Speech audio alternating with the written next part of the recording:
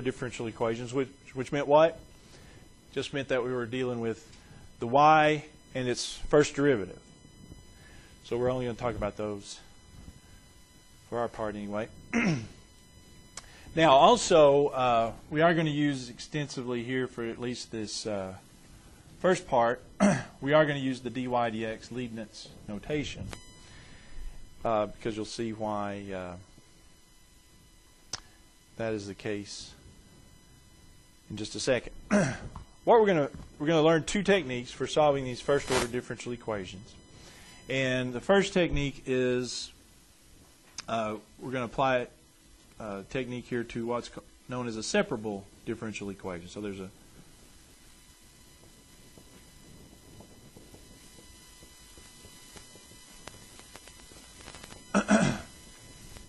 the other will be a different type. And basically what a separable differential equation is it's a differential equation where you can separate the x's from the y's. So that makes a good name for it to be separable. For example, say I have dy dx equals 6x squared cosine of y.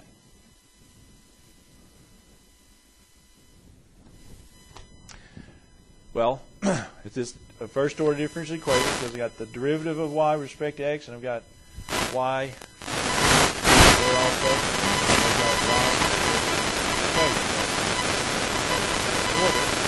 But this is also separable because, and that's why we're using dy dx here. I mean, if this had said y prime, I'd rewrite it as dy dx. But I can separate the y's and x's, the y's on one side, the x, including the dy and the dx. You see this? So if I multiply both sides by dx and then divide both sides by cosine of y, okay? So I'm going to divide by dx both sides. Multiply by dx, divide by cosine y.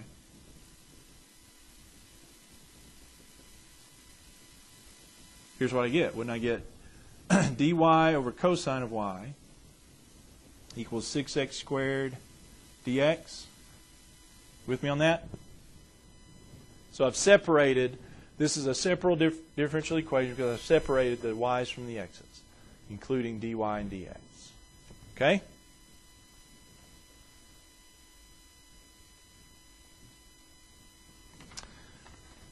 All right.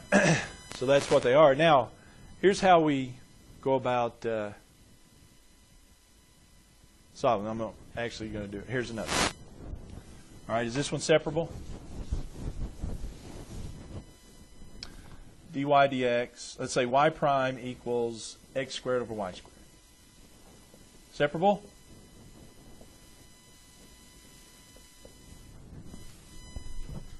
Well, that's like I was saying, go ahead and if it's y prime, I want dy dx instead.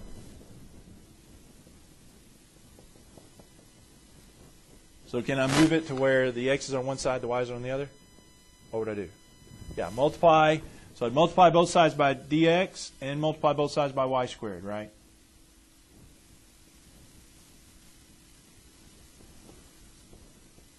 So multiply both sides by dx and multiply both sides by y squared. That means the dx cancels here, so I have y squared dy. What do I have over here? About the same thing, don't I? X squared dx. Okay, so yeah, this one is separable. Well, here then are the steps. Step one to solving a separable differential equation is do what we just did. Separate the x's and the y's. Step two is going to be integrate both sides.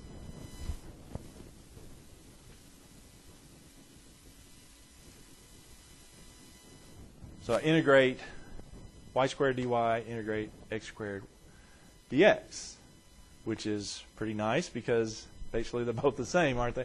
Now I am integrating with respect to y, so what would the integral here be? It would be 1/3 y cubed. And I'm going to forego the plus c and put the plus c over here. this will be 1/3 x cubed plus c. Yeah. Really the deal on these is you only need the plus c on one side. Because step 3, separate, integrate. Step 3 is solve for y. Now we solve for y. So that would mean solve for y would not be good here to multiply both sides by 3. So you get y cubed equals x cubed plus 3c. Now, quick note about this. Well, I'll do that. All right, so I'm solving for y. How would I solve that for y? Cube root both sides? Cube root both sides. So I get cube root of y cubed, cube root of x cubed plus 3c.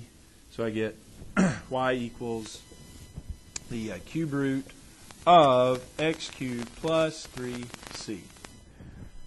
Now, a little bit of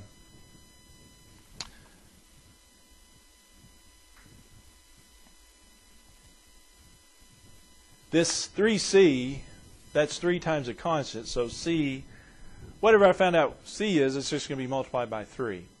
All that said, that's just going to be a constant itself. So one thing I can do there is just call that constant k.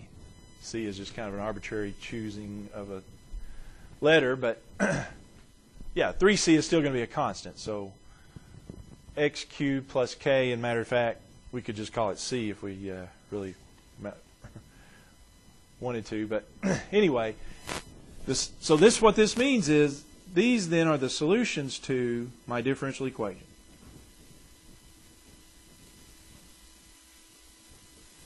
That I started with, which was y prime equals x cubed, x squared over y squared. Sorry.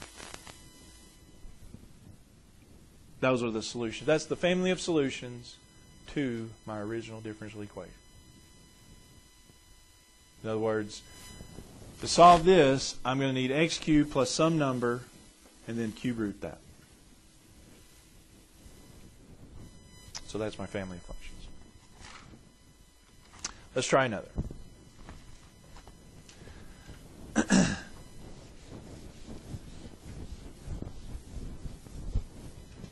All right, so this is going to be solve this differential equation. Y prime equals e to the x plus e to the x y squared. Well, for now anyway, it better be separable, right? If it isn't separable, I don't have another way yet. So probably going to be separable, so what's my first step? Separate? Okay, well, first step might be, well, let's call that dy dx.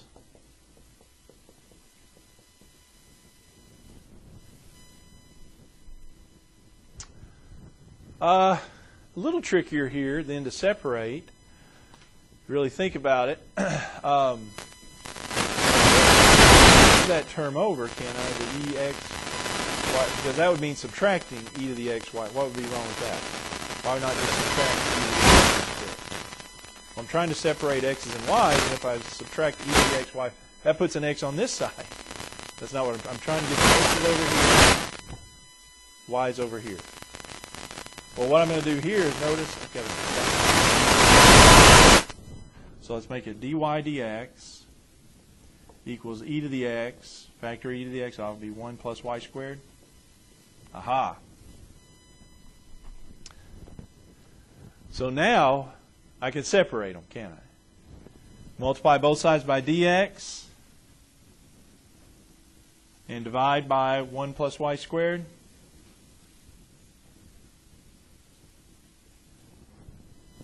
So I get dy over 1 plus y squared equals e to the x dx. Okay? Okay. So we've got separate. What's next? Integrate? Integrate both sides.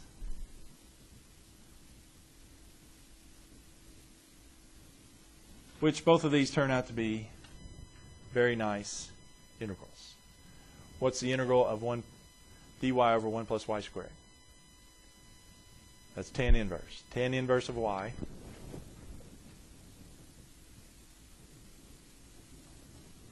And e to the x is e to the x, isn't it? Antiderivative plus c. Put the plus c on this side. Don't forget the plus c because that leaves off an important part.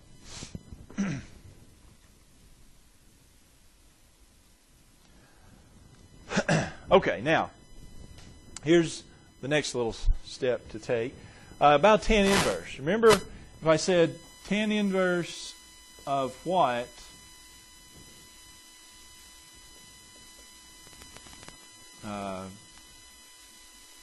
Whatever you want to call it.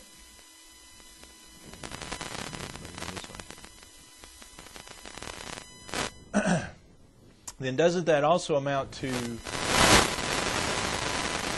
equals tan of x? Because this is saying the tan of what gives me this. So I'm looking for the angle whose tangent is y.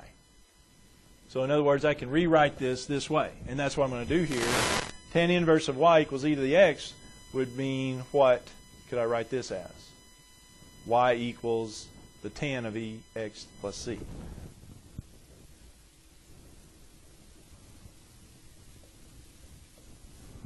With me?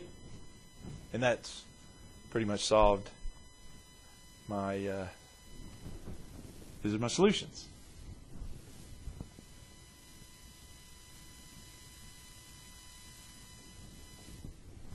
So take e to the x plus a number, take the tan of it, and that's the, yeah, that's obviously the solution to that, right? That's the way it works out. Okay, here's another one. That was okay. Is that okay?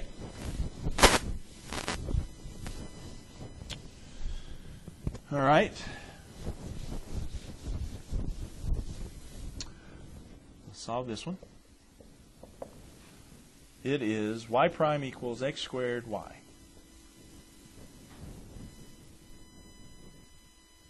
Okay, yeah, this one works out. Really fun here. Change it to dy dx, y prime. Separate, so divide by y, multiply by dx.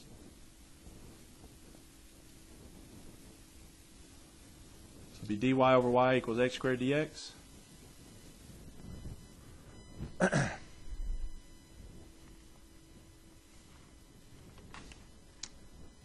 Sound good? Integrate. The integral of dy over y equals the integral of x squared dx. What have we got here on the left? 1 over y dy. Little thing we call natural log, isn't it?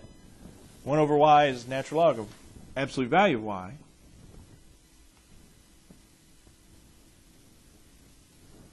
Yeah, let's leave that in there.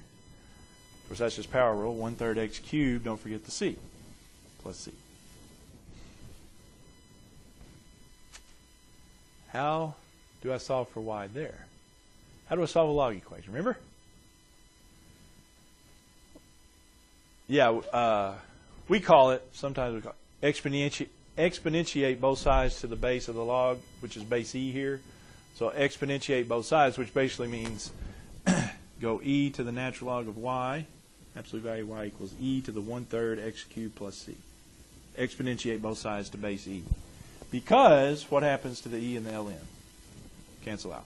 So I get this. I get the absolute value of y equals e to the 1/3 x cubed plus c.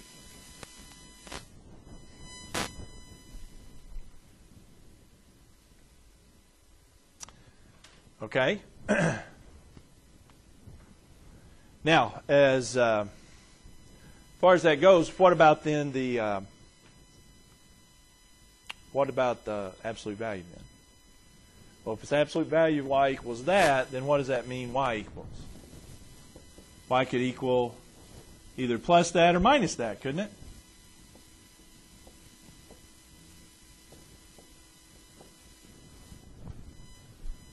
Right? Because absolute value of x equals 5. X could either be positive or negative 5. Well, here we've got the absolute value of y equals that, so that y equals plus or minus that. Same thing. Right? Well, here's what they'll do. They won't put that answer exactly like that. They don't leave that alone there. Here's, remember if I have e, any number, any base to a plus power, I can separate that to be e to the a times e to the b, right? It's kind of the reverse of what we normally do. So I can rewrite this as e to the 1/3 x cubed times e to the c.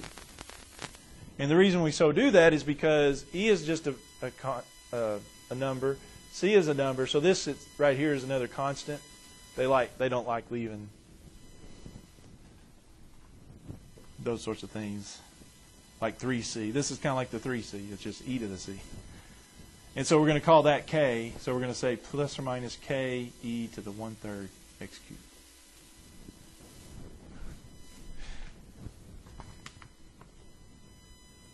Now, well, never mind. There's one other step. I'm glad I have my notes here.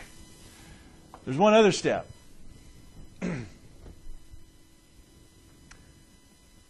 K can be any number, right? And if I plug in k to be 2, then it can be plus or minus 2. Well,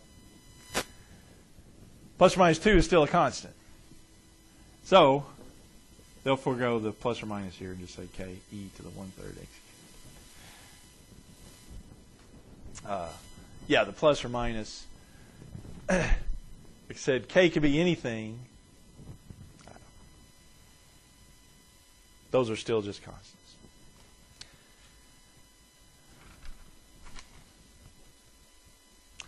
So they like to clean up those constants as much as they can, whoever they are. The simplifying police, let's call them. All right. One more separable equation. Like I said, they just don't like leaving those constants. They want to simplify as much as they can. So this, compared to this is just a little more simple. Because it's really just a number times e to the 1/3 x cubed. That's all it is. They're just simplifying it as much as is possible.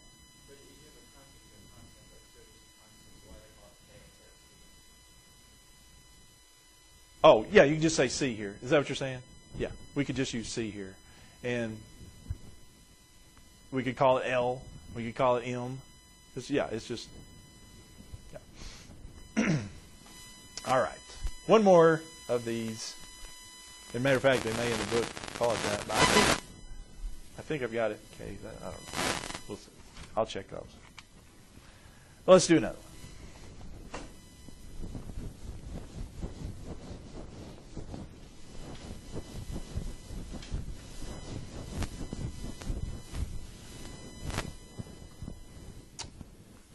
Y prime equals e to the x minus y.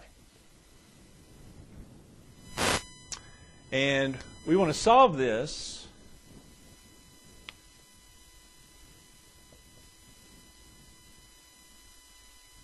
or this is what I want to do. Find the solution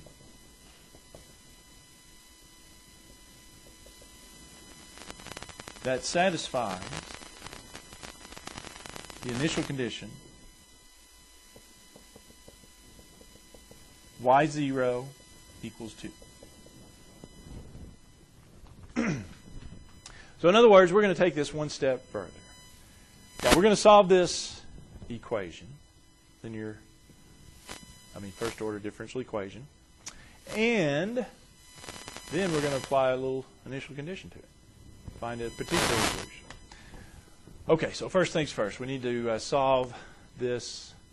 It is a separable one, and how you want to there, and it's kind of the same rule, same idea with the e to the a plus b. This is e to the a minus b. Isn't this the same as, well, this is dy dx, first of all. Isn't this e to the x over e to the y? With me there? E to the x minus y is e to the x over e to the y? I think so. All right, so then to separate, well, it's going to be multiplied by dx and multiplied by e to the y, right?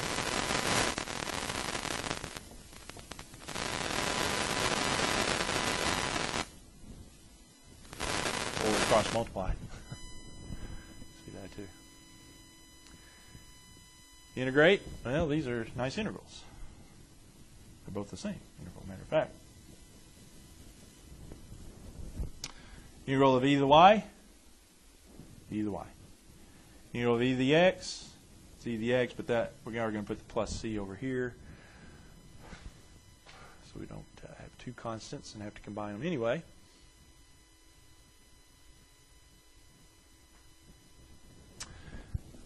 Okay, now,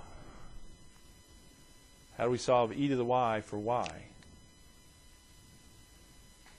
Natural log, yeah. This kind of reverse to the other one. To solve e to the y, to get solved for y here, take the natural log of both sides.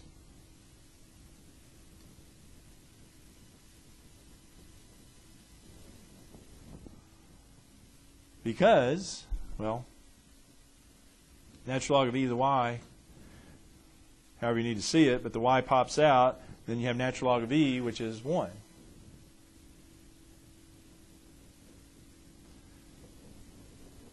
So we just have y equals e to the x plus c. Natural log of e to the x plus c. All right. However, that's our family of solutions. We want a particular solution, the solution for y0 equals 2.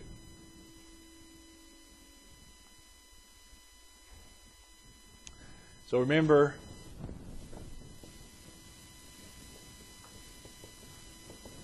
that would mean, yeah, this is the x, this is the y, so I'm just going to plug those in.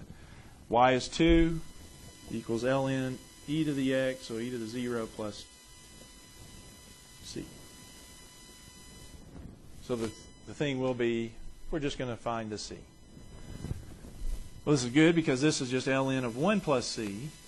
So we're back to the ln equation. I'm solving for c. So how do I solve the ln equation? E both sides. Raise both sides. Exponentiate both sides. That's one way to think of it. Because then the e and the ln cancel out. So I have e squared equals 1 plus c. Subtract 1. E squared minus 1 equals c. So the solution I want is this right here, but with this plugged in for for c. So the solution is ln e to the x, y equals, sorry, ln e to the x plus c, but now I know c is e squared